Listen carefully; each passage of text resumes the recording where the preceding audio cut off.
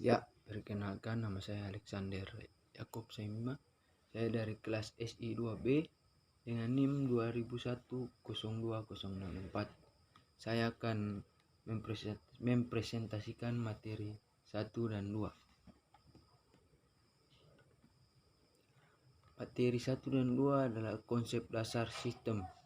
Elemen-elemen sistem, tujuan sistem dapat berupa tujuan organisasi, kebutuhan organisasi, permasalahan yang ada dalam suatu organisasi, maupun urutan produser untuk mencapai tujuan organisasi. Batasan sistem. Batasan sistem dapat berupa peraturan yang ada dalam satu organisasi, biaya-biaya yang dikeluarkan orang-orang yang ada di dalam organisasi, fasilitas baik itu sarana dan prasarana maupun batasan yang lain. Kontrol sistem. Kontrol atau pengawasan sistem merupakan pengawasan terhadap pelaksanaan pencapaian tujuan dari sistem tersebut. Kontrol sistem dapat berupa kontrol terhadap umpan balik dan sebagainya. Input proses. Output umpan balik, konsep dasar informasi. Menurut Mulyanto 2008-36, informasi adalah data yang diolah menjadi bentuk yang lebih berguna dan lebih berarti bagi yang menerimanya. Sedangkan data merupakan sumber informasi yang menggambarkan suatu kejadian yang nyata. Kualitas informasi. Kualitas informasi sangat dipengaruhi atau ditentukan oleh 3 hal pokok. Di antaranya itu Mulyanto 2009-247. Akurasi. Informasi dikatakan akurat apabila informasi tersebut menyisakan, bebas dari kesalahan-kesalahan dan harus jelas mencerminkan maksudnya. Tepat waktu. Informasi yang dihasilkan dari suatu proses pengolah data, datangnya tidak boleh terlambat. Usang. Informasi yang terlambat tidak akan mempunyai nilai yang baik, karena informasi merupakan landasan dan pengambilan keputusan. Relevansi. Informasi dikatakan berkualitas jika relevan bagi pemakainya. Hal ini berarti bahwa informasi tersebut harus bermanfaat bagi pemakainya. Nilai informasi. Menurut Yogianto 2008-11, nilai adalah suatu informasi dikatakan bernilai bila informasi lebih efektif dibandingkan dengan biaya mendapatkannya. Kegunaan informasi untuk mengurangi hal ketidakpastian di dalam proses pengambilan keputusan dan tentang suatu keadaan. Komponen sistem informasi. Menurut Sutabri 2012-47, sistem informasi terdiri dari komponen-komponen yang disebut blok. Sebagai suatu sistem blok tersebut masing-masing saling berinteraksi satu dengan yang lain, berbentuk satu kesatuan untuk mencapai sasaran. Komponen-komponen blok tersebut antara lain blok masukan, blok model, blok keluaran, blok teknologi, blok basis data, dan blok kendali. Sumber daya manusia antara lain sumber daya hardware, sumber daya software, sumber daya data, sumber daya jaringan. Saya akan menjelaskan materi 3 dan 4. Stakeholder sistem informasi. Pengembangan sistem. Definisi pengembangan sistem menurut Yogianto 2010-59. Pengembangan sistem didefinisikan sebagai aktivitas untuk menghasilkan sistem informasi berbasis komputer untuk menyelesaikan persoalan organisasi atau memanfaatkan kesempatan yang timbul. Tujuan pengembangan sistem untuk memenuhi kebutuhan pemakaian sistem, untuk memberikan gambaran yang jelas dan menghasilkan pengembang yang dapat memberikan kemudahan kepada pemrogram komputer dan ahli-ahli teknik lainnya terlibat dalam pengguna sistem. Sistem pemusasan transaksi, sistem informasi manajemen, sistem pendukung keputusan, sistem informasi e-bisnis dibangun untuk menjawab tantangan penginteraksian data dan informasi dari proses bisnis berbasis internet. Sistem terotomasi mempunyai sejumlah komponen, yaitu perangkat keras atau CPU, disk, printer, tape, perangkat lunak, sistem operasi, sistem database, program pengontrol komunikasi, program aplikasi. Sistem terotomasi sistem berdasarkan prinsip dasar secara umum terbagi dalam sistem terspesialisasi, sistem berkembang, penganalisa sistem, fungsi-fungsi antara lainnya sebagai arkeolog, inovator, mediator, pimpinan proyek. Pendesain sistem. Pendesain sistem menerima hasil penganalisa sistem berupa kebutuhan pemakai yang tidak berorientasi pada teknologi tertentu, yang kemudian ditransformasikan ke dalam desain arsitektur tingkat tinggi dan dapat diformalisasikan oleh programmer. Programmer mengerjakan dalam bentuk program dari hasil desain yang telah diterima dari pendesain. Konsep dasar informasi. Informasi, data yang telah diproses menjadi bentuk yang memiliki arti bagi penerima dan dapat berupa fakta, suatu nilai yang bermanfaat. Jadi ada suatu proses transformasi data menjadi suatu informasi. Input, proses, output. Data merupakan raw material untuk suatu informasi. Perbedaan informasi dan data sangat relatif tergantung pada nilai gunanya bagi manajemen, bagi yang memerlukan. Suatu informasi bagi level manajemen tertentu bisa menjadi data bagi manajemen level di atasnya atau sebaliknya. Pembangunan sistem. Pembangunan sistem adalah spesialis teknis yang membangun sistem informasi dan komponen yang didasarkan pada spesifikasi desain yang dihasilkan oleh desainer sistem. Contohnya, pembangunan sistem, program aplikasi, programmer sistem, programmer database, administrator jaringan, webmaster, software integrator. Desainer sistem adalah spesialis teknik yang menerjemahkan persyaratan bisnis pengguna sistem dan pembatas solusi teknis. Dia mendesain database, input, output, tampilan, jaringan, dan perangkat lunak komputer yang akan memenuhi persyaratan pengguna sistem. Desainer sistem sekarang cenderung fokus pada keahlian khusus teknis seperti 1. Administrator database, yaitu spesialis dalam teknologi database yang digunakan untuk mendesain dan mengkoordinasikan perubahan ke database. Arsitek jaringan, yaitu spesialis teknologi jaringan dan telekomunikasi yang mendesain, menginstal, mengkonfigurasi, mengoptimalkan, dan mendukung area jaringan lokal dan luas termasuk koneksi ke internet dan jaringan eksternal lainnya. 3. Arsitek web, yaitu spesialis yang mendesain situs web yang kompleks untuk organisasi, termasuk situs web publik untuk internet, situs web internet untuk organisasi, dan situs web pribadi antar bisnis. 4.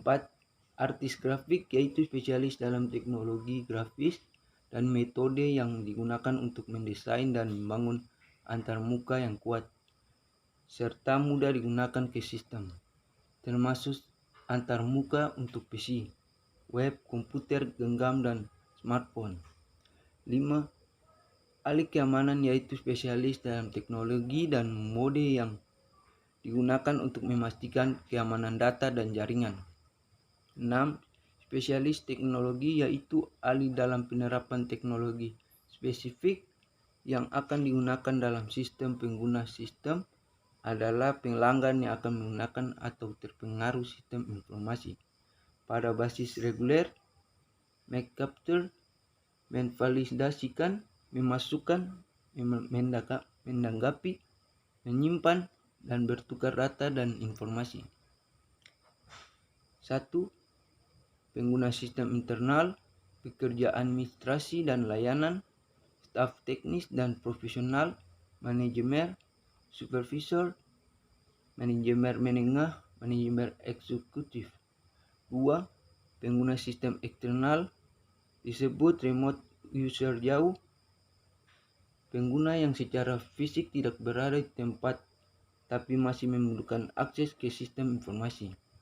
Dan mobile user, pengguna yang lokasinya selalu berubah tapi membutuhkan akses ke sistem informasi dari manapun. Pelanggan, karyawan, rekan kerja, pemasok. Ya, saya akan menjelaskan materi ke-5 dan ke-6 adalah metodologi pengembangan perangkat lunak. Adalah metode waterfall. Waterfall merupakan metode pengembangan perangkat lunak tradisional yang sistematis. Metode ini memiliki 5 tahapan proses, yaitu diantaranya communication, planning, modeling, chronistation, dan deployment. Communication merupakan phase di mana pelanggan atau pemilik proyek menyampaikan kebutuhan dan permasalahannya kepada pengembang, lalu bersama-sama mengumpulkan data-data. Kelebihan metode waterfall adalah metode waterfall melibatkan berbagai proses yang sistematis dan komprehensif. Sumber daya dan tahapan pengerjaannya dikumpulkan secara lengkap sehingga dapat mencapai hasil maksimal. Sayangnya proses tersebut memakan waktu yang lebih lama. Kekurangan metode waterfall. Sistem dalam metode waterfall merupakan proses yang baku, sehingga pengembang sulit dilakukan improvisasi.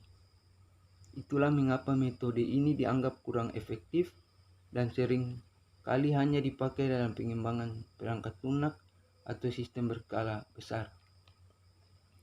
Metode prototype. Prototype dalam bahasa Indonesia diartikan dengan istilah purbarupa.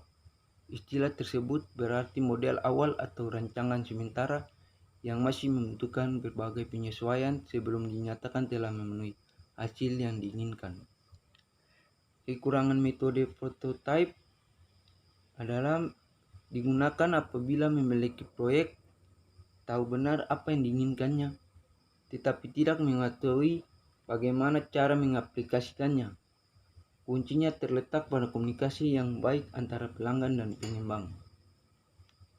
Kelebihan metode prototype adalah pelanggan harus menyampaikan kebutuhan secara jelas, sementara pengembang juga diharapkan mampu menerjemahkan informasi tersebut agar dapat menghasilkan perangkat lunak yang sesuai.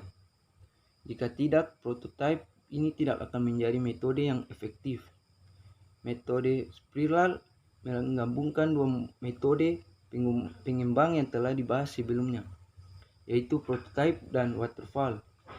Pengembang melaksanakan prototyping dengan cara sistematif khas metode waterfall. Kelebihan metode spiral adalah menerapkan alur kerja yang kompleks, panjang, dan memakan waktu yang lama. Metode ini tidak cocok untuk proyek kecil-kecilan, apalagi yang berbudget rendah.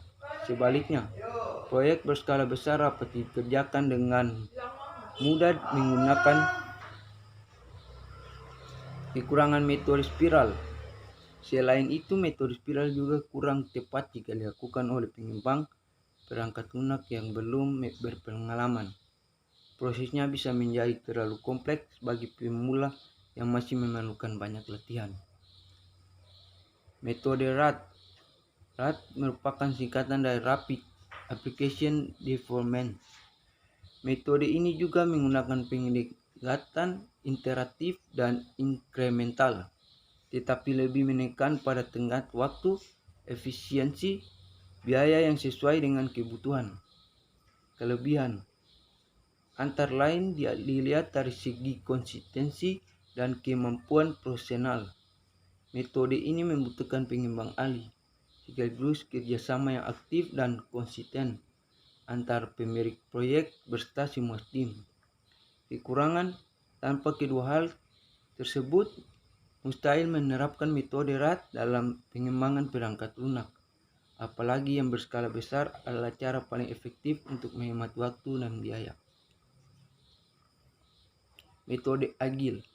Metode agil merupakan induk dari Scrum. Jika Scrum adalah kerangka kerja, agil adalah pelaksanaan proyek secara keseluruhan yang berskala besar. Kelebihan metode agil juga terletak pada adaptasi dan kebebasan bagi pengembang untuk melakukan improvisasi. Kekurangan, jika berorientasi pada kepuasan pengguna, metode agil menyiapkan produser yang tepat. Demikian halnya pada proyek besar yang membutuhkan pemeliharaan jangka panjang. Metode agil menguntungkan dari segi efisiensi, waktu dan tenaga. Metode Scrum. Metode ini adalah turunan dari metode agil yang nantinya akan dibahas secara sendiri. Scrum seringkali tidak digolongkan sebagai metodologi, melainkan suatu kerangka kerja yang menggunakan pendekatan iteratif, perulangan, dan inkremental beransur-ansur.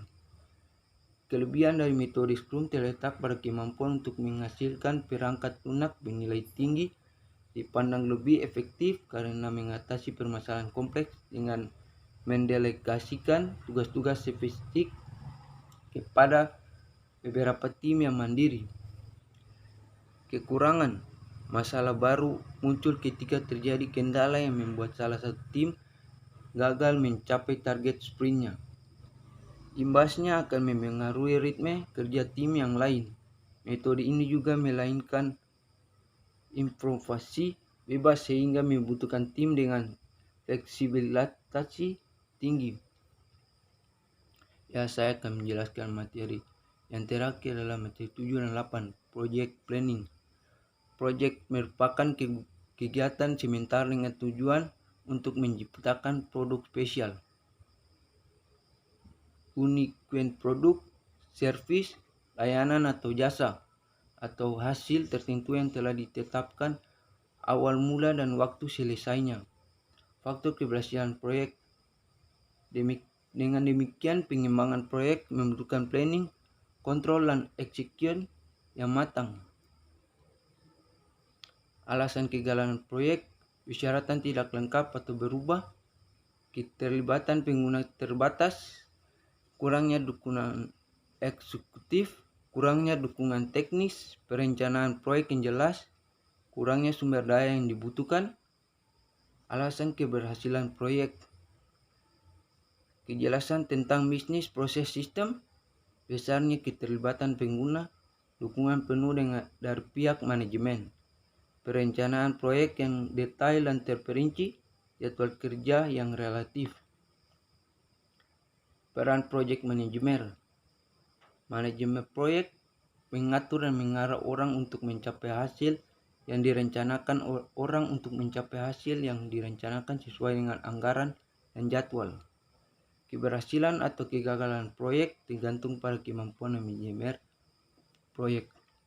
Tanggung jawab eksternal, melaporkan status dan kemajuan proyek, membangun hubungan kerja dengan orang yang dibutuhkan dalam persyaratan sistem, membangun hubungan dengan orang yang akan membangun sistem, mengidentifikasikan kebutuhan. Konteks diagram. Diagram konteks adalah diagram yang terdiri dari suatu proses dan menggambarkan ruang lingkup suatu sistem. Diagram konteks merupakan level tertinggi dari DFD yang menggambarkan seluruh input ke sistem atau output dari sistem. Konteks diagram adalah tingkatan tertinggi dari DFD dan hanya memuat satu proses menunjukkan sistem secara keseluruhan. Proses tersebut diberi nomor 0. Tujuan diagram konteks mengidentifikasikan siapa saja pengguna sistem, mengidentifikasi alur data dari masing-masing pengguna. Ya, terima kasih. Itu presentasi saya materi 1 sampai 8.